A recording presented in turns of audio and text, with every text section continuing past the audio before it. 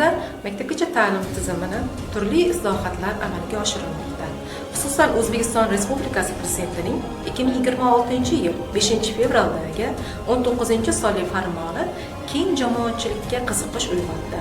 Maktabgacha va maktab ta'limi vazirligi hamda Oliy ta'lim fan innovatsiyalar vazirligi tomonidan davlat nodavlat maktabgacha ta'lim tashkilotlarida faoliyat yuritayotgan o'rta maxsus ma'lumotli pedagog kadrlar uchun tegishli.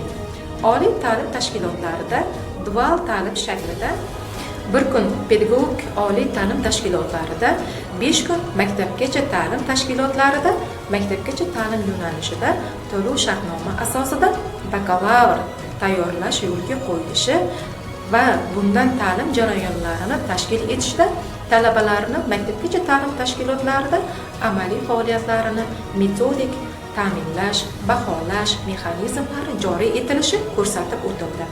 Ushbu farmon biz uchun o'rta maxsus kadrlar uchun juda ham quvonarli holat bo'ldi.